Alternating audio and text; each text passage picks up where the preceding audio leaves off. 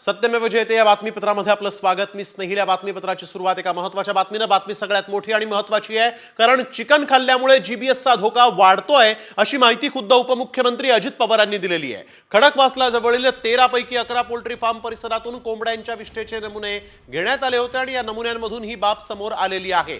कमी शिजवलेल्या मांसांमधून जीबीएसचा धोका अधिक असल्याचं अजित पवार यांनी म्हटलेलं आहे। त्यामुळे चिकन खाल्ल्यामुळे जीबीएसचा धोका वाढतोय असं उपमुख्यमंत्री अजित पवारांनी म्हटलंय। पुण्यामध्ये मोठ्या प्रमाणात जीबीएसचे रुग्ण समोर आले होते, काही लोक देखील मृत्युमुखी पडले आणि त्यानंतर आता आपण बघतोय की चिकन खाल्ल्यामुळे जीबीएस होत असल्याचं इथं अजित पवारांनी सांगितलेलं आहे। आपल्या इथं खडकवासल्याच्या भागामध्ये जे काही मधल्या काळामध्ये आजार उद्भवला त्यामध्ये आपल्याला वाटलं पाण्यामुळे अमुक आहे तमुक आहे, परंतु तिथं खडकवासल्याच्या एरियात काहींचं म्हणणं कोंबड्यांचं काही मांस खाल्ल्यामुळे ते झालं। त्याच्याबद्दलची अतिशय चांगल्या प्रकारची सगळी माहिती घेतलेली आहे। मी आता राजेंद्र भोसलेंना पण सांगणार आहे, त्याची प्रेस नोट काढा। त्यामध्ये म्हणजे तिथल्या कोंबड्या किंवा काही त्याची विल्हेवाट लावण्याची गरज नाही, फक्त घेतल्यानंतर ते अन्न पूर्णपणे शिजून घेतलं पाहिजे। डॉक्टरांचंही म्हणणं असं आहे की कच्चं ते राहता कामा नये, कच्चं राहिल्यानंतर हे प्रश्न निर्माण होतात।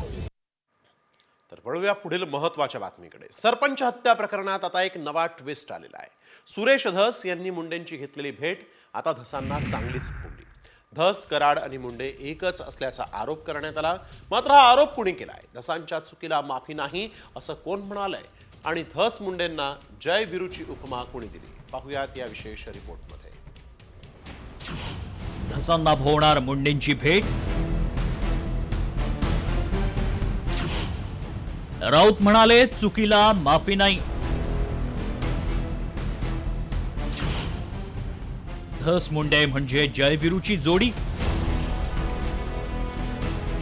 सरपंच संतोष देशमुख हत्या प्रकरणी भाजपा आमदार सुरेश धसांनी आरोपांची राळ उडवून देत वाल्मिक कराड आणि मंत्री धनंजय मुंडेंना जेरीस आणलं। मात्र याच सुरेश धसांनी थेट धनंजय मुंडेंच्या घरी जाऊन भेट घेतल्यानं तह केल्याची चर्चा रंगली आहे आणि हाच धागा पकडून धस, मुंडे आणि वाल्मिक कराड एकच असल्याचा हल्लाबोल राऊतांनी केलाय। एवढंच नव्हे तर धसांच्या चुकीला माफी नाही असा इशाराही राऊतांनी दिलाय। धस, मुंडे आणि वाल्मिक कराड एकच आहेत। ही लढाई त्यांच्या स्वार्थाची आहे आणि दुर्दैवानं हे सत्य होताना दिसत आहे।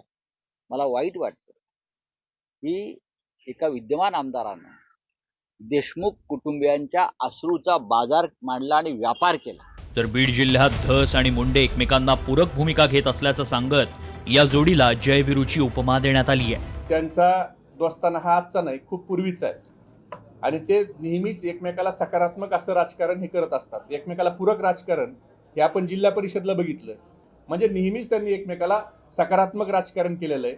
त्यामुळे त्यांचा एवढ्या जुना दोस्ताना जो जय विरूचा आहे तो इतक्या लवकर संपल असं आपण तरी कशी अपेक्षा करायची? सरपंच हत्या प्रकरणी वाल्मिक कराड आणि धनंजय मुंडेंविरोधात रान पेटवणाऱ्या धसांनी मुंडेंच्या आजारपणाचं कारण देत त्यांची भेट घेतल्याचं सांगितलं। मात्र त्यांच्या या भेटीवर चौफेर टीका होऊ लागल्यानंतर बॅकफुटवर गेलेल्या धसांनी हे नियोजनबद्ध षडयंत्र असल्याचा आरोप केलाय। माझं असं मत आहे की याच्यामध्ये कोणीतरी अतिशय व्यवस्थित षडयंत्र रचतंय, खेळतंय। मी माननीय मुख्यमंत्री महोदयांच्या हे कानावरती घालेल आणि हे जे षडयंत्र कोण रचतंय त्यांचा पर्दाफाश मी निश्चितपणे योग्य वेळेवर त्या ठिकाणी करेल। सुरेश धसांनी आका आणि आकाच्या आकाविरोधात कोणते आरोप केलेत पाहूया। मुंडेंनी बीडचं पालकमंत्री पद वाल्मिकला भाड्यानं दिल्याचा आरोप। वाल्मिक कराडनं अब्जावधींची माया जमवल्याचा धसांचा दावा। कराड मुंडेंचे आर्थिक संबंध असल्याचा धसांचा आरोप। मुंडे पालकमंत्री असताना बीडमध्ये 73 कोटींच्या घोटाळ्याचे आरोप। मुंडे कृषी मंत्री असतानाच बोगस पीक विम्याच्या घोटाळ्याचा आरोप। मुंडेंमुळेच कराड टोळी उभी राहिल्याचा धसांचा दावा। धनंजय मुंडेंच्या भेटीनंतर धसांच्या आरोपांची धार बोथट झाल्याचं चित्र होतं। मात्र आता हे सगळं प्रकरण धसांवरच शेकल्यानं संतोष देशमुख प्रकरणात आपण गद्दारी केली नाही हे दाखवण्यासाठी धस मुंडेंविरोधात जास्त आक्रमक होण्याची शक्यता आहे। हे असं असलं तरी देशमुख कुटुंबीय आणि संतोष देशमुखांच्या न्यायासाठी रस्त्यावर उतरलेला समाज धसांवर विश्वास ठेवणार का, याकडेच लक्ष लागलंय. ब्युरो रिपोर्ट, साम टीव्ही. तर सुरेश धस आणि मंत्री धनंजय मुंडे यांच्या पॅचअपवर दमानिया आणि जरांगेंनीही संताप व्यक्त केला. क्रूर मृत्यू होतो तरी राजकारण करणार का, असा सवाल दमानियांनी विचारलेला आहे. म्हणजे जे देवेंद्र फडणवीसने नाही केलं ते यांनी केलं. यांना कसे जेव्हा तुम्ही कुटुंबाबरोबर 2 महिने जाताय आणि सातत्याने त्यांची बाजू लावून धरताय की त्यांना न्याय मिळाला पाहिजे, मग तुमची पायरी तुम्ही चढलात कसे सुरेश धस? आणि म्हणूनच मी पहिल्या दिवशीपासून तेच म्हणते की पहिल्या दिवशी सापडलेले 2 मोबाईल आणि त्याच्यात असलेला जो फोन, जो बड्या नेत्याचा फोन होता, तो आजपर्यंत बाहेर आलेला नाहीये. आणि त्यांना सगळे वाचवण्यासाठी आता हे सगळं सुरू झालंय.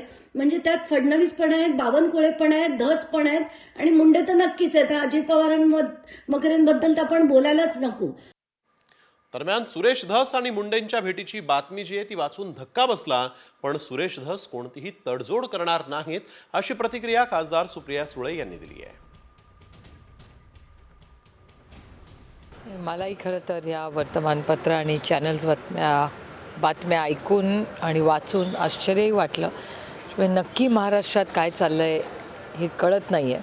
मला असं वाटतं ह्याच्यातून राजकारण, कॉम्प्रोमाइजेस जे होत आहेत हे खूप धक्कादायक आहे आणि आश्चर्यजनक आहे. आणि माझा अजूनही विश्वास आहे की सुरेश धस कॉम्प्रोमाइज होणार नाहीत. माझ्या स्वतःच्या सुरेश धसांकडून खूप अपेक्षा आहेत आणि मी स्वतः 18 तारखेला बीडला जाणार आहे. त्या कुटुंबांना बोलून मी प्रशासनाला भेटायला बीडला जाणार आहे. तर सुरेश धस आणि मंत्री धनंजय मुंडेंचं अजित पवारांनी समर्थन केलंय. माणुसकीच्या नात्यानं दोघांची भेट झाल्याचा दावा अजित पवार यांनी केलाय. तर देशमुख कुटुंबियांच्या भावनाही योग्य असल्याची सावध प्रतिक्रिया अजित पवार यांनी दिली आहे. माणुसकीच्या नात्याने भेटायला येतात ना तुला, की बाबा लवकर बरा हो, तुला शुभेच्छा आहेत, अशा पद्धतीनं तो गेला होता. बाकी काही नाही. वेगळा अर्थ काढू नका. देशमुख कुटुंबियांच्या घरामध्ये इतकं ते निगरूनपणे त्या सरपंचाची हत्या झालेली आहे, त्या सगळ्यांना मनामध्ये ही भावना येणं साहजिकच आहे. कुठल्याही कुटुंबावर अशा प्रकारचा आघात कोसळल्यानंतर प्रत्येकाला ती भावना येते. शेवटी मन आहे, माणुसकी आहे, त्याच्यामुळं त्यांचं म्हणणं रास्तच आहे. तर मंत्री धनंजय मुंडेंचा राजीनामा घ्या, नाहीतर मी उपोषण करेन, असा इशारा करुणा मुंडे यांनी दिला आहे. मुख्यमंत्री फडणवीसांना मुंडेंबाबत पुरावे देण्यासाठी भेटीची वेळ मागितली आहे. सर्व पुरावे हे ब्रह्मास्त्र ठरतील, असा दावाही करुणा मुंडे यांनी केला आहे. धनंजय मुंडेंच्या भेटीनंतर आपण म्हटलं होतं की मी मुख्यमंत्र्यांकडे जे आहे ते पुरावे देणार, ते ब्रह्मास्त्र असेल आणि यामुळे मोठी अडचण होऊ शकते. हां, आता वेळ आलेली नाही. इतके पुरावे बघितल्यानंतर जरी देवेंद्र फडणवीस साहेबांनी नाही त्यांना राजीनामा दिला, तो फिर मी स्वतः उपोषणाला बसणार आहे आणि जोपर्यंत राजीनामा होणार नाही तोपर्यंत मी उठणार नाही. सरपंच देशमुखांच्या भावानंही सरकारला इशारा दिला. मी आणि माझं कुटुंब न्यायाच्या भूमिकेत आहे, न्याय न मिळाल्यास टोकाची भूमिका घेऊ, असा इशारा धनंजय देशमुख यांनी दिला आहे.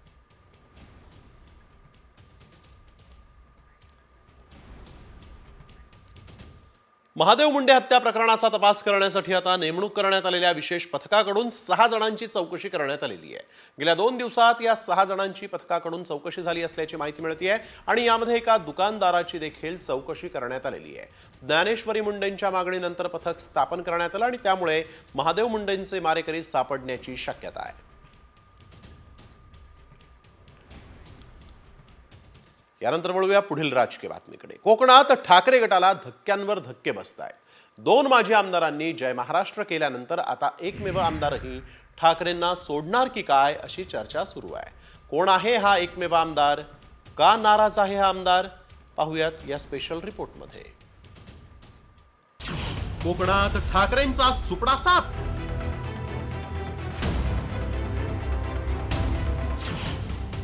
एकमेव आमदारही ठाकरेंची साथ सोडणार. जाधवांची ठाकरेंवर उघड नाराजी.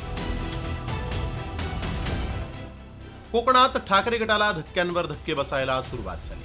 माजी आमदार राजन साळवेंनी ठाकरेंना जय महाराष्ट्र केल्यानंतर आता कोकणातील ठाकरे गटाचे एकमेव आमदारही नाराज असल्याची चर्चा आहे. गुहागरचे आमदार भास्कर जाधवांनी ठाकरेंवर उघड उघड नाराजी व्यक्त केली. बाळासाहेब ठाकरेंच्या काळात आपल्याला संधी मिळायची, मात्र आता क्षमतेनुसार काम करायला मिळत नसल्याची खंत त्यांनी बोलून दाखवली. तर नेतृत्व त्यांचा योग्य वापर करून घेत नसल्याचं सांगत सामंतांनी जाधवांना खुणावलंय. महाराष्ट्रामध्ये मला एक मानणारा वर्ग आहे. महाराष्ट्रामध्ये मी लोकांशी बोलतो, संवाद साधतो, त्याच्यामध्ये कुठलाही नाटकीपणा नसतो, लबाडी नसते, खोटं बोललेलं मला तर आवडत नाही. पण महाराष्ट्रातल्या लोकांना हे भावतं नाही अशातला भाग नाही. पण माझं दुर्दैव प्रत्येक वेळी मला आडवं आलेलंच आहे. खरं सांगायला गेलं तर मला माझ्या क्षमतेप्रमाणे काम करण्याची संधी मिळू शकली नाही. मी अनेक वेळा असं प्रामाणिकपणानं सांगितलं की अशा व्यक्तीचं मार्गदर्शन भविष्यामध्ये आम्हाला जर मिळणार असेल तर आम्ही त्याचं स्वागत करू. शेवटी त्यांनी काय विचार करावा, काय नाही करावा हा वैयक्तिक त्यांचा प्रश्न आहे ना. परंतु ते सिनियर आहेत आणि एक मात्र नक्की आहे, त्यांचा जो आवाका आहे, त्यांची जी भाषण शैली आहे, त्यांचं जे वक्तृत्व आहे, त्याच्यानंतर त्यांची काम करण्याची जी पद्धत आहे, त्याचा नक्कीच उपयोग करून घ्यायला काही लोक कमी पडले असतील. कोकण हा शिवसेनेचा गड मानला जात होता, मात्र नारायण राणेंनी सेना सोडली आणि कोकणात मोठं भगदाड पडलं. बाळासाहेब ठाकरेंनी नव्या दमाच्या शिवसैनिकांना सोबत घेत पुन्हा शिवसेनेची बांधणी करत राणेंना जेरीस आणलं. मात्र शिवसेनेतील फुटीनंतर कोकणात सेनेला घरघर लागली. ती नेमकी कशी पाहूया. 2019 कोकणात शिवसेनेचे 9 आमदार विजयी. 2022 शिवसेनेच्या फुटीनंतर शिंदेंना 6 आमदारांचा पाठिंबा. 2024 लोकसभा निवडणुकीत राणेंकडून विनायक राऊत तर सुनील तटकरेंकडून अनंत गीतेंचा पराभव. 2024 विधानसभा निवडणुकीत कोकणात भास्कर जाधव हे एकमेव आमदार विजयी. 2025 माजी आमदार राजन साळवींचा ठाकरेंना जय महाराष्ट्र. विधानसभा निवडणुकीनंतर भास्कर जाधवांनी अनेकदा स्वपक्षाला कानपिचक्या दिल्या. कारण हे समजून जावं की आमच्यावर कोणाचं लक्ष नाहीये आणि काय करतोय. मग ते तोंडावर बोलत नसतील, कारण प्रत्येकाला बरं काय वाटेल हे बोललं की चांगलं आहे, पण त्याला खरं काय तेही त्याला माहिती आहे याची जाणीव ठेवावी. आणि पदांचं म्हणजे शाखा प्रमुख वगैरे ह्या पदांचा कालावधी मला वाटतं जर निश्चित केला तर तेवढ्या कालावधीमध्ये ते काम करण्याकरता स्पर्धा करतील. त्यापेक्षा आता आपल्या पक्षाची जवळजवळ काँग्रेसच झाली. भास्कर जाधव हे ठाकरे गटातील ज्येष्ठ नेते असतानाही त्यांना डावलल्यामुळे जाधव नाराज असल्याचं म्हटलं जात आहे. मात्र जाधव नाराज का आहेत तेही पाहूया. जाधवांना डावलून विधिमंडळ पक्षनेतेपदी आदित्य ठाकरेंची निवड. कोकणासंदर्भातल्या बैठकांमध्ये जाधवांच्या ऐवजी विनायक राऊत यांना पसंती. पक्षाच्या संघटनात्मक पातळीवर बदल न केल्यानं नाराजी. कोकणात उद्धव सेनेला गळती लागली असताना भास्कर जाधवांनी उघड उघड नाराजी व्यक्त केल्यानं ठाकरेंना कोकणात अखेरचा धक्का देणार की स्थानिक स्वराज्य संस्थांच्या निवडणुकांसाठी नव्या फळीसह कोकणात ठाकरे गट मजबूत करणार याकडेही लक्ष लागलंय. ब्युरो रिपोर्ट, साम टीव्ही न्यूज. तर मातोश्रीवर आज ठाकरे गटाची एक महत्वाची बैठक पार पडली आणि या बैठकीला विनायक राऊत, अंबादास दानवे, संजय राऊत, अनिल परबांसह महत्वाचे नेतेही उपस्थित होते. विशेष म्हणजे या बैठकीला नाराज भास्कर जाधव उपस्थित नव्हते. बरेच नेते शिंदे गटात प्रवेश करतायत, त्यामुळे पक्षातील डॅमेज कंट्रोलसाठी महत्वाच्या नेत्यांसोबत बैठक पार पडली आणि यासाठी काही महत्वाच्या नेत्यांसोबत उद्धव ठाकरेंनी चर्चा केली. संघटनात्मक बांधणीबाबत बैठक असल्याची माहिती अंबादास दानवेंनी दिली आहे. तसंच भास्कर जाधव नाराज नसल्याचा दावा दानवेंनी केलेला आहे.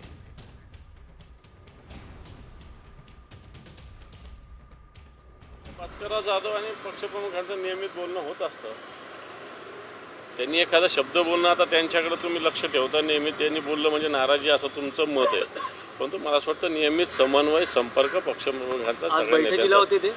ते आज नव्हते, त्यांनी व्हिडिओ कॉलद्वारे बैठकीशी बोल कारण काल वेळेवर सगळी बैठक ठरली तेव्हा ते इथं पोहोचू शकतो. तर 50 वर्ष मातोश्री सोबत राहिलो, आम्हाला तोंड उघडायला लावू नका असा इशारा शिंदे सेनेचे नेते रामदास कदम यांनी ठाकरेंना दिला. ठाकरेंचं कुठं काय काय आहे ते सगळं उघड करू असा इशाराच रामदास कदमांनी दिलाय. तुम्ही सांगा ना, लंडनला तुमचं काय आहे, अमेरिकेला तुमचं काय आहे, श्रीलंकेला तुमचं काय आहे आणि कुठं कुठं काय आहे हे आम्हाला सगळं माहिती आहे. 50 वर्ष मातोश्रीमध्ये आम्ही काढले, आम्हाला तोंड उघडायला लावू नका.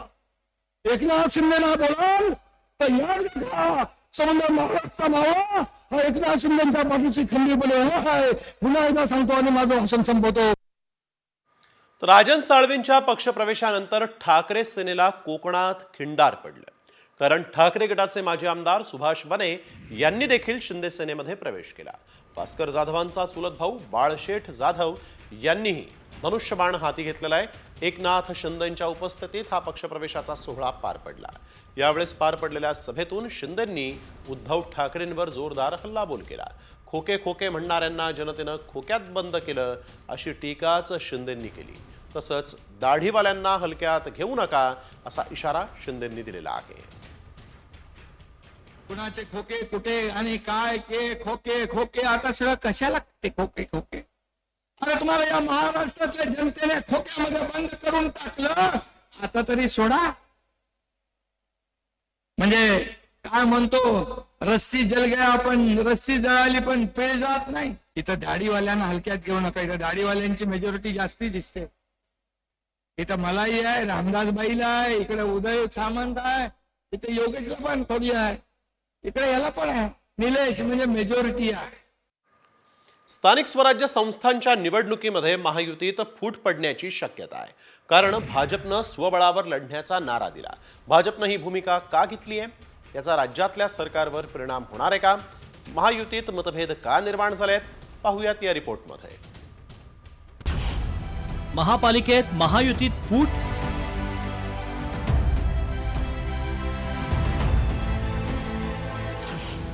स्थानिक स्वराज्य संस्थेत भाजप स्वबळावर,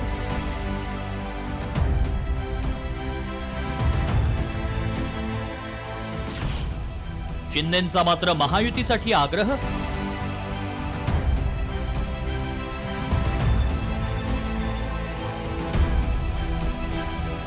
राज्यात सत्ता स्थापनेपासूनच महायुतीत अलबेल नसल्याचं वारंवार समोर आलंय. आता पुन्हा महायुतीत मिठाचा खडा ठरेल अशी आणखी एक माहिती समोर येते. आगामी स्थानिक स्वराज्य संस्था निवडणुका स्वबळावर लढण्याची चाचपणी भाजपनं सुरू केल्याचं सांगितलं जात आहे.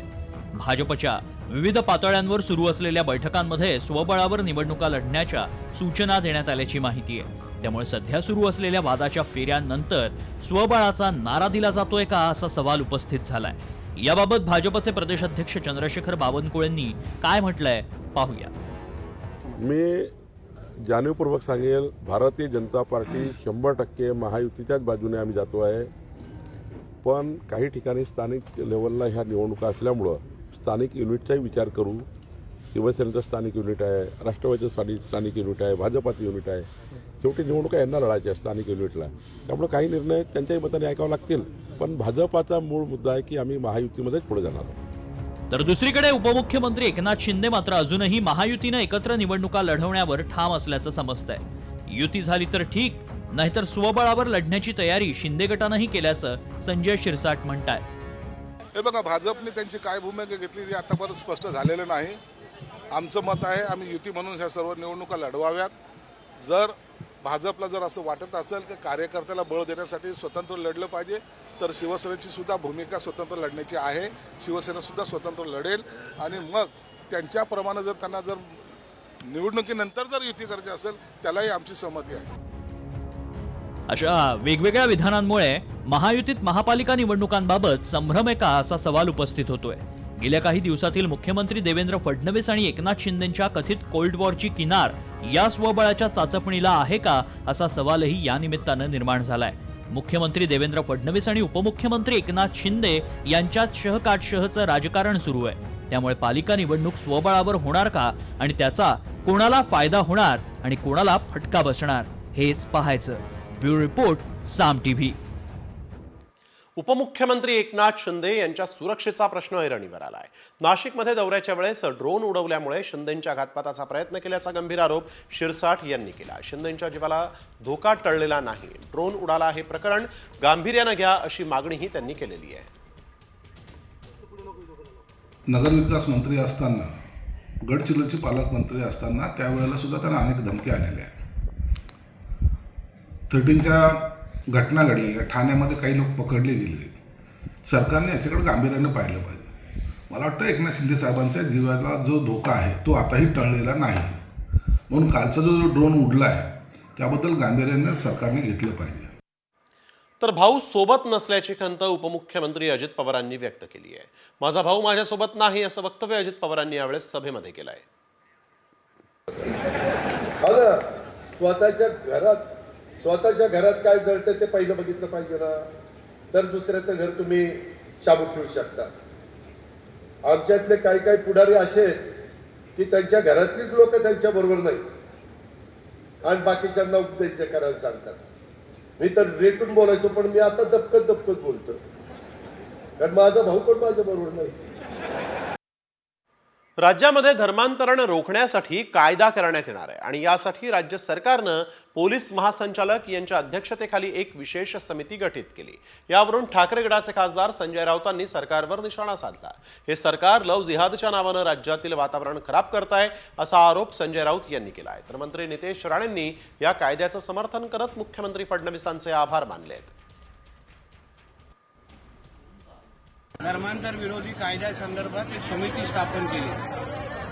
मी ह्यासाठी राज्याचे हिंदुत्ववादी मुख्यमंत्री आदरणीय देवेंद्र फडणवीस साहेबांचा मनापासून आभार मानेन की ह्या निर्णयामुळे असंख्य आमच्या हिंदू माता भगिनींना फार मोठे एक सुरक्षा कवच आता आमचं महाराष्ट्राचं सरकार देणार आहे.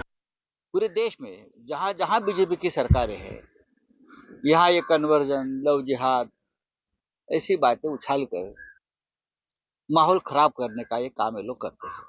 ये कौन तय करेगा लव जिहाद है या नहीं, या हो रहा है या नहीं हो रहा है? ये दो चार लोग जो जाकर जो भाषण माफिया है सरकार के, मैं उनको भाषण माफिया कहता हूँ. ये भाषण माफिया तय करेंगे लव जिहाद है, ये है, ये वो है. ये लोगों ने देश का माहौल पुरा बिगाड़ दिया है. महायुतीमध्ये आणखीन एक वाद रंगतोय, तो सिल्लोडमध्ये. माजी केंद्रीय मंत्री आणि भाजपचे नेते रावसाहेब दानवेंनी थेट शिवसेनेचे नेते अब्दुल सत्तार यांच्यावर हल्लाबोल केला. सिल्लोडमध्ये आजही पाकिस्तानसारखी परिस्थिती असल्याचं दानवेंनी म्हटलंय. तर अब्दुल सत्तार यांनी मंत्रिपदाच्या काळामध्ये ज्या भानगडी केल्या त्यामुळेच त्यांचं मंत्रिपद गेलं, असाही हल्लाबोल रावसाहेब दानवे यांनी केलेला आहे. सिल्लोडच्या हर चौकाचं नाव काय पहा ना. सिल्लोडचे जे चौक आहेत ना, सुभाषचंद्र बोसचं नाव, ना महात्मा गांधीचं नाव, ना श्यामाप्रसाद मुखर्जीचं नाव, ना पंडित नेहरूचं नाव. नावाहून तर त्या गावाची रचना कळती ना. मग त्याला म्हणायचं काय, यांची विचारधारा आहे कोणती? खायचं इथलचं आणि गायचं कोणाचं? म्हणलं होतं आणि आजही म्हणतो मी की पाकिस्तानसारखी परिस्थिती म्हणजे महापुरुषाच्या नावाखाली सार्वजनिक जागा बळकावण्याचं प्रकरण सुरू आहे. आता हायकोर्टानं काल स्थगित दिली. मंत्रिपद त्यांच्या मंत्रिपदाच्या काळामध्ये केलेल्या भानगडीमुळे गेलं. गेल्या 5 वर्षात धुळे महानगरपालिकेच्या तिजोरीतून 500 ते 550 कोटी रुपयांची लूट झाल्याचा दावा माजी आमदार अनिल गोटेंनी केला आहे.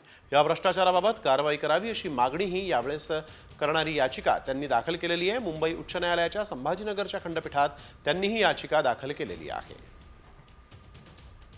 सर्वस्तरीय सर्व विभागीय भ्रष्टाचार कसा चालतो याची पुराव्यासह सही शिक्क्याच्या घटनांसह तक्रार दाखल केली.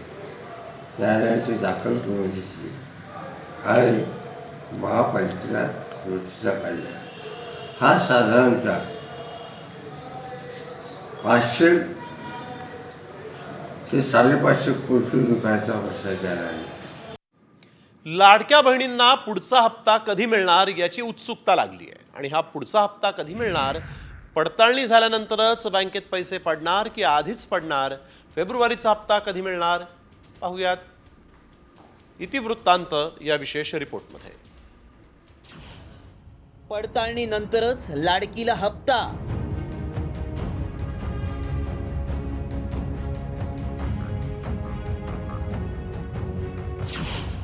पडताळणी होईपर्यंत फेब्रुवारीचा हप्ता नाही.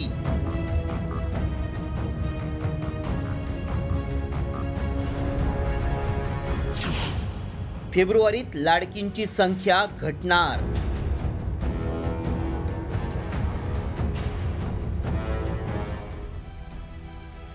लाडक्या बहिणींनो, फेब्रुवारीच्या 8व्या हप्त्याची वाट पाहताय? मग जरा थांबा, कारण तुमचा फेब्रुवारीचा हप्ता पडताळणीनंतरच मिळणार आहे. निकषांनुसार अपात्र महिला किती याचा सध्या शोध घेतला जातोय. सध्या ज्या लाडक्या बहिणींकडे कार, शेती आणि इतर बाबी आहेत त्यांची पडताळणी सुरू आहे. अंगणवाडी सेविकांकडून माहिती तपासून घेतली जाते. त्यासाठी आणखी 8 ते 10 दिवस लागतील. पडताळणीचा अहवाल 8 दिवसांनी सरकारला सादर होईल. त्यामुळे लाडक्या बहिणींना फेब्रुवारीचे पैसे मिळण्यासाठी मार्च महिना उजाडेल अशी शक्यता व्यक्त होतीये. लाडक्या बहिणींची कोणत्या 5 टप्प्यांवर पडताळणी होणार आहे ते देखील पाहूया. एका कुटुंबात एकापेक्षा अधिक सरकारी योजनेचे लाभार्थी असतील तर अर्ज बाद होईल. बनावट कागदपत्रांद्वारे योजनेचा लाभ घेतला तर तोही अर्ज बाद होईल. कुटुंबातील एकाला निवृत्ती वेतन असल्यास लाडक्या बहिणी योजनेचा लाभ मिळणार नाही.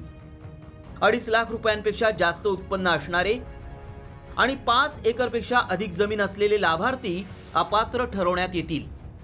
उपमुख्यमंत्री अजित पवारांनी मात्र फेब्रुवारीचा हप्ता मिळणार असल्याचं लाडक्या बहिणींना आश्वस्त केलंय. आज माझ्या लाडक्या बहिणी इथं बसल्यात. मला या सभेच्या निमित्तानं सांगायचंय, कालच मी इथं परतूर मंठ्याला येत असताना 3,500 कोटी रुपयाच्या चेकवर सही केली. 8 दिवसात माझ्या बहिणींना पैसे मिळणार आहेत, फेब्रुवारीचे पैसे मिळणार आहेत. आम्ही शब्दाचे पक्के आहोत, दिलेला शब्द पाळणारी लोक आहोत. दुसरीकडे लाडक्या बहिणींच्या पडताळणीमुळे मुख्यमंत्री अन्नपूर्णा योजनेचाही लाभ थांबवण्यात आलाय. तर संजय गांधी निराधार योजना, नमो शक्ती योजना आणि स्वतःहून लाभ नाकारणाऱ्या लाडक्या बहिणींची संख्या 5,40,000 पोहोचली आहे. या सर्वांचा लाडकी बहीण योजनेचा लाभ थांबवण्यात आलाय. मात्र आतापर्यंत दिलेले पैसे परत घेतले जाणार नसल्याचं सरकारनं स्पष्ट केलंय. त्यामुळे सरकारी तिजोरीतल्या सुमारे 450 कोटी रुपयांचा चुराडा झालाय. योजनेच्या सुरुवातीलाच अर्जांची गांभीर्यानं पडताळणी आवश्यक होती, म्हणजे ही वेळ आली नसती. आता फेब्रुवारीत लाडकींची संख्या आणखी कितीनं घटणार याकडे सगळ्यांचं लक्ष लागलंय. ब्युरो रिपोर्ट, साम टीव्ही न्यूज. तुम्ही कधी पैशांचा पाऊस पडल्याचं पाहिलं नसेल, मात्र मुंबईत पैशांचा पाऊस पडलाय. मुंबईतल्या म्हाडा ऑफिसमध्ये हा नोटांचा पाऊस पडला. म्हाडाच्या वांद्र्यातल्या हेड ऑफिसमध्ये एका महिलेनं अधिकाऱ्याच्या केबिनमध्ये थेट नोटा उधळल्यात. नोटा. एक महिला दुपारच्या सुमारास दुसऱ्या मजल्यावर असलेल्या एका अधिकाऱ्याच्या केबिन बाहेर आली आणि तिनं तिथं त्या अधिकाऱ्याविरोधात जोरदार घोषणाबाजी करत आपल्या बॅगमधील पैसे काढले आणि त्या नोटा केबिनमध्ये उधळल्यात. म्हाडाच्या सुरक्षा रक्षकांनी आंदोलन करणाऱ्या महिलेला हाकलून लावलं आणि हा व्हिडिओ आता चांगलाच व्हायरलही झालाय. कायदेशीर माझा कॅमेरा बंद केला. माझे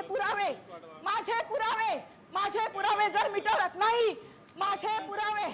हे पैसे घेऊन आले भीक द्यायला. उमेश वाघ, जॉईंट सीओ म्हाडा. ह्या माणसानी गरीब लोकांना नाही थांबवायचा. सुप्रीम कोर्टाच्या निर्णयाची अवहेलना तुम्ही करताय. ह्या उमेश वाघनी 20 वर्ष गरीब लोकांना घरं दिलेली नाहीयेत.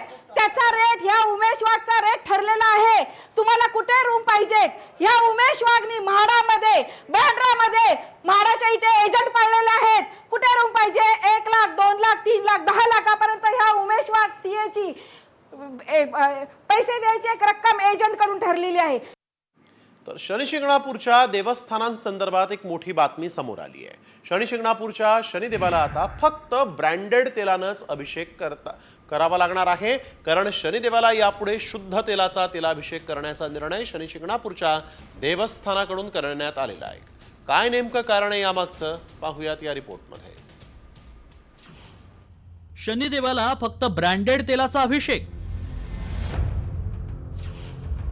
भुवया उंचावणारा देवस्थानचा निर्णय. ब्रँडेड तेलानंच शनिदेव प्रसन्न. महाराष्ट्रातल्या अहिल्यानगर जिल्ह्यातील शिर्डीजवळ शनिशिंगणापूर हे जागृत देवस्थान म्हणून प्रसिद्ध आहे. हजारो भाविक शनिदेवाच्या दर्शनासाठी येतात. शनिदेवाचा कोप होऊ नये म्हणून शिळेवर तेल वाहण्याची प्रथा आहे. दररोज लाखो भाविक तेल अर्पण करतात. मात्र अलीकडेच संस्थाननं एक महत्त्वाचा निर्णय घेतलाय. शनिशिंगणापूर येथील शनिदेवाला तेल वाहताना आता फक्त शुद्ध तेलाचाच अभिषेक करावा असा निर्णय विश्वस्त मंडळानं घेतलाय. सुटं आणि मिश्रित तेल भेसळयुक्त असतं, त्यामुळे शनिदेवाच्या शिळेवर परिणाम होऊन शिळेची झीज होतीये असा अहवाल अन्न आणि भेसळ समितीनं दिलाय. त्यामुळे शुद्ध आणि ब्रँडेड तेलच शनिदेवाला वाहण्याचा निर्णय विश्वस्त मंडळाकडून घेण्यात आलाय. शनिशिंगणापुरात चौथऱ्यावर तैलाभिषेकाची परंपरा आहे. शनिदेवाला सुट्या तेलाचा अभिषेक चालणार नाही. ब्रँडेड कंपनीचं शुद्ध रिफायनरी खाद्यतेलच वापरणं बंधनकारक करण्यात आलंय. तेलातल्या भेसळीनं शनिदेवाच्या स्वयंभू शिळेची झीज होत असल्याचा दावा आहे. भाविकांनी आणलेल्या तेलाची शंका आल्यास ते स्वीकारलं जाणार नाही. दरम्यान विश्वस्त समितीनं आणि भाविकांनी याबाबत काय प्रतिक्रिया दिली आहेत पाहूयात. देवस्थाननी एक महत्त्वाचा निर्णय घेतला आणि या निर्णयानुसार 1 मार्च 2025 पासून मंदिर परिसरामध्ये फक्त इडिबल तेल म्हणजे खाद्यतेलच स्वीकारले जाईल आणि जे नॉन इडिबल तेल असेल ते मंदिराच्या परिसरामध्ये स्वीकारले येऊ देणार नाही, अशा पद्धतीनं निर्णय झालेला आहे. जो तेल बदलण्याचा जो निर्णय घेतला ते पूर्णतः चांगला निर्णय आहे आणि त्यामुळे शनीची जी मूर्त आहे त्याची जी झीज आहे ती कमी होईल. शनिदेवाच्या शेळेची झीज होऊ नये यासाठी हा निर्णय घेतला असला तरी ब्रँडेड आणि शुद्ध तेलाच्या नावाखाली बाजार मांडून भाविकांची लूट होणार नाही याची विश्वस्त आणि देवस्थाननं खबरदारी घेण्याची गरज आहे. अहिल्यानगरहून सुशील थोरातसह ब्युरो रिपोर्ट साम टीव्ही. साम टीव्हीनं बातमी दाखवताच तुळजाभवानी मंदिर प्रशासनाला जाग आली आहे. मंदिरातील गाभाऱ्याच्या शिळेला तडा गेल्यामुळे आता नव्यानं बांधकाम होणार आहे. शिळेला तडे गेल्यामुळे तुळजाभवानीच्या मंदिराच्या गाभाऱ्यामध्ये आधार देण्यासाठी चक्क टेकू लावण्याची वेळ आली. टेकू लावलेला हा एक्सक्लुझिव्ह व्हिडिओ साम टीव्हीनं दाखवला आणि त्यानंतर आता पुरातत्व विभागाच्या मार्गदर्शनाखाली गाभाऱ्यासह मंदिराचं बांधकाम केलं जाणार आहे.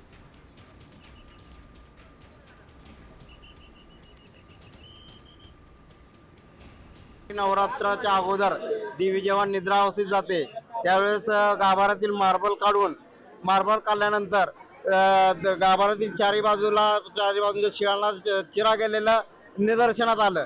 ते चिरा पाहून आम्हाला अक्षरशः आमचं मन हेलावलं. त्या अनुषंगाने आम्ही लगेच 8 तारखेला जिल्हाधिकारी साहेबांना निवेदन दिलं की तत्काळ ह्या गोष्टीचं तुम्ही गांभीर्याने लक्ष द्या आणि ह्या संदर्भात लवकरात लवकर उपाययोजना करा. विधानसभा निवडणुकांनंतर शिंदे सेना आणि भाजपमध्ये विविध मुद्द्यांवरून शहकाटशहचं राजकारण सुरू आहे. उपमुख्यमंत्री एकनाथ शिंदेंच्या ठाण्यात भाजपचे मंत्री गणेश नाईक जनता दरबार घेत असल्यामुळे शिवसेनेत अस्वस्थता आहे. त्यांना प्रत्युत्तर देण्यासाठी आता शिवसेनेनं नवी मुंबईत फिल्डिंग लावलेली आहे. शिवसेनेचे नेते आणि उद्योगमंत्री उदय सामंत नवी मुंबईमध्ये जनता दरबार घेणार आहेत आणि या जनता दरबाराच्या माध्यमातून शिंदे नवी मुंबईत नाईक यांना शह देत असल्याची चर्चा आहे.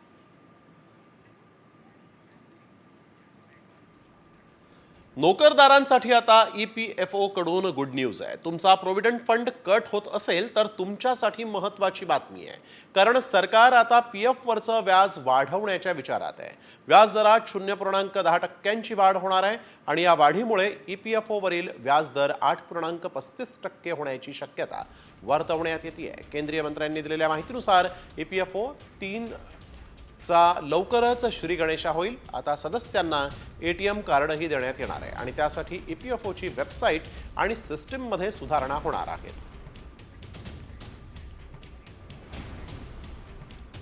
छत्रपती संभाजी महाराजांच्या जीवनावर आधारित छावा बॉक्स ऑफिसवर धुमाकूळ घालतोय. छावा चित्रपटानं किती कोटींचा गल्ला जमवलाय? छावा चित्रपट कोणत्या कारणांमुळे हिट ठरलाय? पाहूयात या विशेष रिपोर्टमध्ये. छावाच्या गर्जनेनं बॉक्स ऑफिस हादरलं.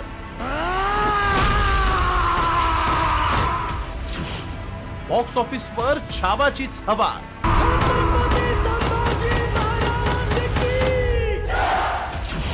विकीच्या छावानं रचला नवा विक्रम. हे राज्य व्हावे हीच श्रींची इच्छा. पार्वती पतये.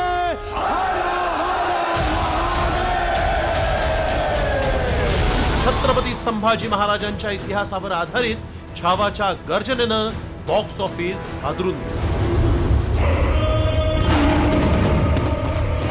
अभिनेता विकी कौशलच्या छावा चित्रपटानं पहिल्याच दिवशी कमाईचा नवा उच्चांक गाठलाय.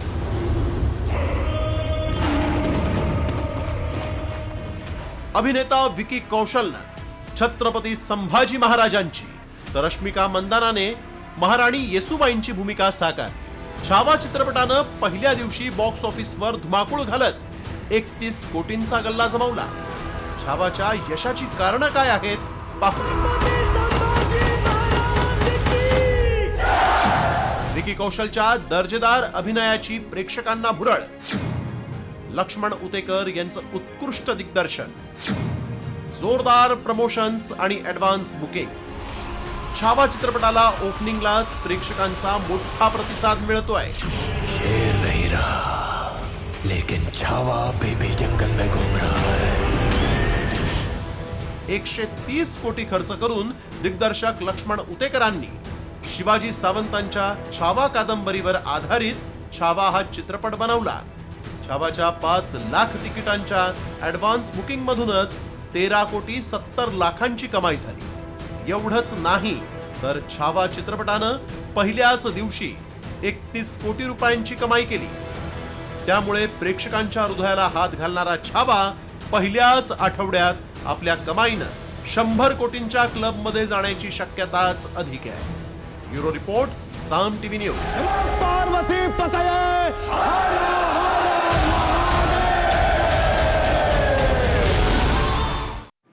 तर छावा चित्रपट टॅक्स फ्री करा अशी मागणी अजित पवारांच्या राष्ट्रवादी सांस्कृतिक विभागानं केलेली आहे.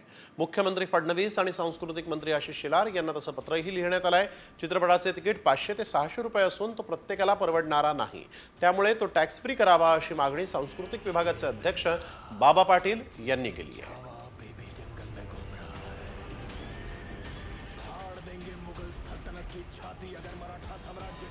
वळूया पुढील महत्त्वाच्या बातमीकडे. न्यू इंडिया कोऑपरेटिव्ह बँकेत मॅनेजरनं घोटाळा केला आणि त्यामुळे आरबीआयनं बँकेवर निर्बंध लादलेत. मात्र मॅनेजरनं बँकेला किती कोटींचा गंडा घातला, मेहतानं बँक कशी लुटली आणि बँक बुडाली, तर ग्राहकांना किती पैसे मिळतात, पाहूयात या विशेष रिपोर्टमध्ये. मॅनेजरनंच लुटली न्यू इंडिया बँक. खातेदारांच्या 122 कोटींवर डल्ला. बँक बुडाली, घामाच्या पैशांचं काय? आता आपण सामान्य माणूस कुठून पैसा आणणार? काय करायचं मला काहीच कळत. आक्रोश आहे न्यू इंडिया कोऑपरेटिव्ह बँकेच्या खातेदारांचा. न्यू इंडिया कोऑपरेटिव्ह बँकेचा मॅनेजर हितेश मेहतानं खातेदारांच्या तब्बल 122 कोटींवर डल्ला मारलाय. तर याच घोटाळ्यानं आरबीआयनं बँकेवर कठोर निर्बंध लादलेत. त्यामुळे खातेदार हवालदिल झाले. मुलाबाळांचा पण प्रश्न असतो, लग्न कार्याचा, त्याच्यामुळे माणसाला टेन्शन होतो ना. आता आपण सामान्य माणूस कुठून पैसा आणणार? आम्ही घर कामं करणारे लोक आहेत. आम्ही 1-1 रुपया आम्ही जपून ठेवलाय का तर मुलांच्या शिक्षणासाठी. गावी आमचं घर मोडलं आणि घरासाठी माझ्या मिस्टरांचे पैसे मिळाले ते ह्याच्यात आणून ठेवले. काय करायचं मला काहीच कळत. आम्हाला ह्यांनी पैसे द्यावे एवढीच आम्ही विनंती करतोय. न्यू इंडिया बँकेचा मॅनेजर हितेश मेहतानं बँकेतील 122 कोटी लाटल्यानं आर्थिक गुन्हे शाखेनं त्याला बेड्या ठोकल्या आहेत. हितेश मेहतानं ठेवीदारांच्या ठेवीवर कसा डल्ला मारलाय पाहूया. हितेशकडे बँकेची रोख रक्कम सांभाळण्याची जबाबदारी होती. कोरोना काळापासून मेहताकडून घोटाळा सुरू होता. मेहतानं प्रभादेवीच्या शाखेतून 112 तर गोरेगाव शाखेतून 10 कोटी लाटले. घोटाळ्याचा पैसा नातेवाईक आणि मित्रांच्या खात्यावर वळवल्याची माहिती आहे. जर 5 वर्षांपासून हा घोटाळा सुरू होता तर रिझर्व्ह बँकेनं ऑडिट का केलं नाही असा सवाल उपस्थित करत मेहताच्या वकिलांनी रिझर्व्ह बँकेलाच आरोपीच्या पिंजऱ्यात उभं केलंय. आरबीआई किधर थी, बैंक के इंटरनल ऑडिटर किधर थे, बैंक के कंकरेंट ऑडिटर किधर थे और बैंक के ब्रांच ऑडिटर किधर थे? लोक बँकेत आपल्या आयुष्याची जमापुंजी ठेवतात. मात्र घोटाळ्यामुळे किंवा बँक बुडाली तर खातेदारांना किती पैसे काढता येतात या संदर्भात रिझर्व्ह बँकेनं नियमावली जारी केली आहे. ग्राहकांच्या ठेवींना 5 लाखांचं विमा संरक्षण. बँक बुडाल्यास 5 लाखांपर्यंतच्या ठेवी परत मिळणार. कागदपत्रांच्या तपासानंतर 90 दिवसात ठेवींचे पैसे मिळणार. मात्र 5 लाखांपेक्षा जास्त रक्कम असल्यास त्यावरील रक्कम बुडणार. अनेकदा बँकेचं संचालक मंडळ, मॅनेजर हे घोटाळा करतात आणि त्यामुळे खातेदार उद्ध्वस्त होतात. अशा घटना घडूच नयेत आणि सर्वसामान्य खातेदार उद्ध्वस्त होण्यापासून वाचण्यासाठी रिझर्व्ह बँकेनंच कठोर नियमावली तयार करायला हवी. एवढंच नाही तर सातत्यानं बँकांचं ऑडिट करून घोटाळे होण्याआधीच त्यांना पायबंद घालायला हवा. सचिन गाडसह ब्युरो रिपोर्ट, साम टीव्ही. तर वळूया पुढील बातमीकडे. लग्नाच्या हळदी समारंभात मेहू डॉनच्या गाण्यावर हातात बंदूक घेऊन डान्स करण्यात आला. हा व्हिडिओ कल्याणच्या उंबरडे येथील असण्याची प्राथमिक माहिती आहे. चिंतामण लोखंडे असे या इसमाचं नाव आहे. आता पोलीस काय कारवाई करतात हे पाहणं महत्त्वाचं ठरणार आहे.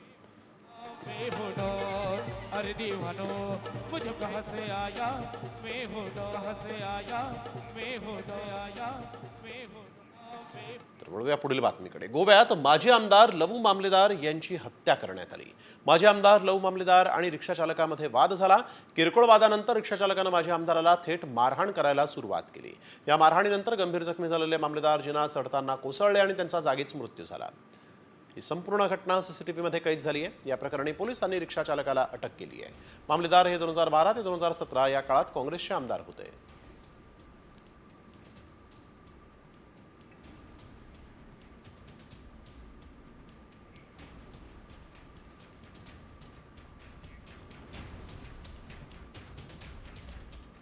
आता बातमी आहे काळजाचा ठोका चुकवणारी. लग्न मंडपातच नवरदेवाचा मृत्यू झाल्याची हृदयद्रावक घटना घडली. लग्न असल्यामुळे घरात आनंदाचं वातावरण होतं. मात्र काही क्षणात लग्न घरावर शोककळा पसरली. लग्न असल्यामुळे नवरा तयार होऊन मंडपात निघाला. वरातीसाठी नवरा घोड्यावर बसला. मात्र काही कळायच्या आतच नवरदेवाची प्रकृती बिघडली आणि तो खाली कोसळला. हार्ट अटॅकनं नवरदेवाचा जागीच मृत्यू झाल्याची प्राथमिक माहिती मिळते आहे. मात्र अशा घटना वारंवार घडू लागलेल्या आहेत. 5 दिवसांपूर्वी डान्स करत असताना एका तरुणीचा लग्नातच मृत्यू झाला होता. या दोन्ही घटना मध्य प्रदेशमध्ये घडलेल्या आहेत. आता ही घटना मध्य प्रदेशच्या शोपूरमध्ये घडलेली आहे. त्यामुळे आपण बघतोय कशा आपल्या आरोग्याची काळजी घेणं किती गरजेचं आहे तेच या दृश्यांमधून पाहायला मिळत आहे.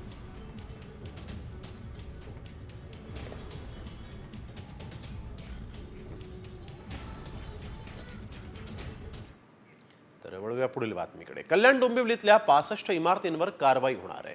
न्यायालयानं आदेश दिल्यानंतर इमारतींवर कारवाई होणार आहे. संबंधित रहिवाशांना इमारत रिकाम्या करण्यासाठी सूचना देण्यात आलेल्या आहेत.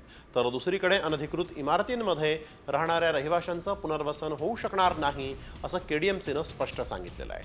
त्यामुळे या 65 इमारतींमध्ये राहणाऱ्या रहिवाशांवर आता बेघर होण्याचं संकट कोसळणार आहे. न्यायालयाने याच्या अगोदरच जो निकाल दिलेला आहे त्या निकालामध्ये त्यांनी स्पष्ट केलं होतं की या इमारतीवर कारवाई करायची आहे आणि यांना पाडण्याचे आदेश दिलेले आहेत. या प्रकरणी महापालिकेची जी फसवणूक झालेली आहे, बनावट स्वाक्षऱ्या करणे, बनावट कागदपत्र तयार करणे, या आधारावर महापालिकेच्या टाउन प्लॅनिंग विभागानं या अगोदरच पोलीस स्टेशनला फसवणुकीचा गुन्हा दाखल केलेला आहे आणि पोलीस प्रशासन त्याचा तपास करीत आहे. महिलांमध्ये दारू पिण्याचं प्रमाण हे वाढलेलं आहे. मात्र तुम्हाला माहिती आहे का कोणत्या राज्यात सर्वाधिक महिला दारू पितात? नुकताच एक सर्वे समोर आला. पाहूयात या सर्वेमध्ये नेमका काय खुलासा झाला आहे. हुई महंगी बहुत ही शराब के थोड़ी थोड़ी पिया करो. थोडी थोडी कशाला, आता डायरेक्ट बाटलीच तोंडाला.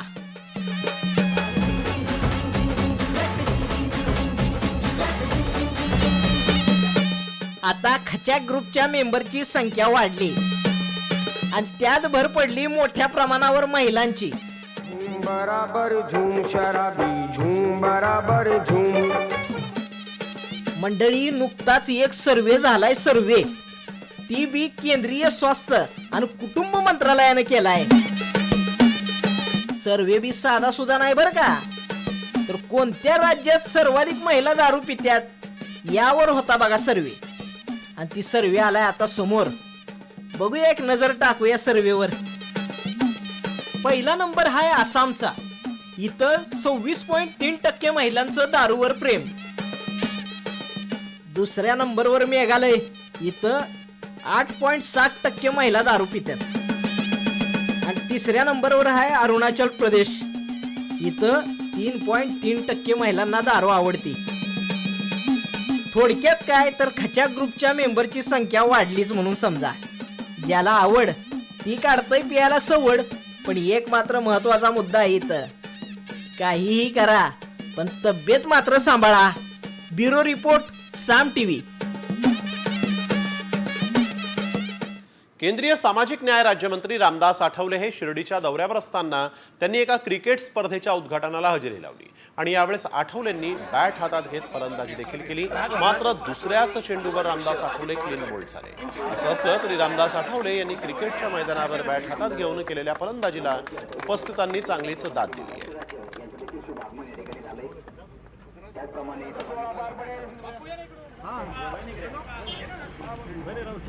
राष्ट्रवादी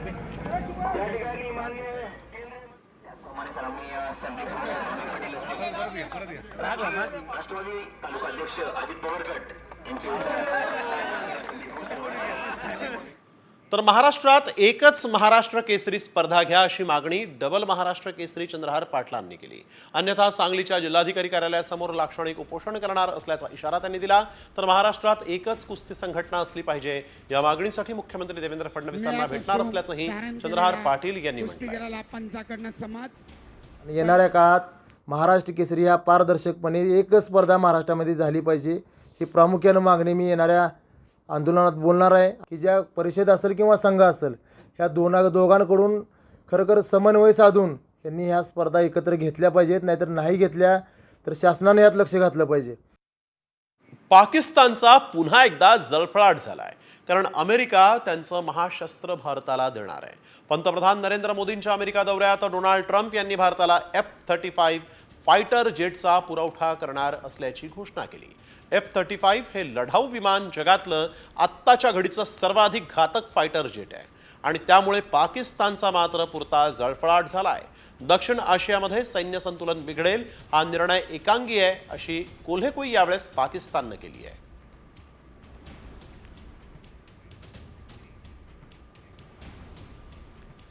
देव तारी त्याला कोण मारी ही म्हण तुम्ही ऐकलीच असणार आहे आणि याचंच एक जिवंत उदाहरण समोर आलं. जगातील सर्वात मोठा प्राणी असलेल्या वेल माशाच्या तडाख्यामुळे अनेकदा छोट्या होड्या बोटीही उलटतात. त्यात एखादा माणूस या महाकाय वेलच्या तावडीत सापडला तर त्याचा मृत्यू अटळ आहे. अशा वेल माशाच्या तावडीतून कोणी सुटला तर तो चमत्कारच म्हणावा लागेल. आणि अशीच आश्चर्यकारक घटना चिली देशातील पटगोनिया इथं घडलेली आहे. इथं समुद्रात पोहत असलेल्या तरुणाला एका वेल माशानं गिळलं. मात्र आश्चर्यकारकरित्या तो मृत्यूच्या दारातून परत आलाय. बोटिंग करत असलेल्या तरुणाला वेलनं गिळलं मात्र काही वेळातच वेलनं या तरुणाला आपल्या तोंडातून काढून बाहेर फेकलं आणि त्याचा जीव वाचला. pero claro, yo sentía que quizás era una orca, habíamos estado hablando de orcas poco antes, entonces tenía eso en la cabeza, mi cara algo. आंतरराष्ट्रीय बाजारामध्ये तेजी असल्यानं सराफा मार्केटमध्येही सोन्या चांदीच्या भावात मोठी उलथापालथ झाली आहे. चांदीची प्रति किलोग्रॅमची किंमत ही 1 लाखांच्या जवळपास पोहोचली. तसंच सोन्याचे भावही 87,000च्या पुढे गेले आहेत. 24 कॅरेट सोन्याच्या प्रति 10 ग्रॅमचा दर 87,320 रुपये इतके झालेत तर चांदीचे प्रति किलोग्रॅमचे दर हे 1 लाखांच्या पुढे गेलेले आहेत.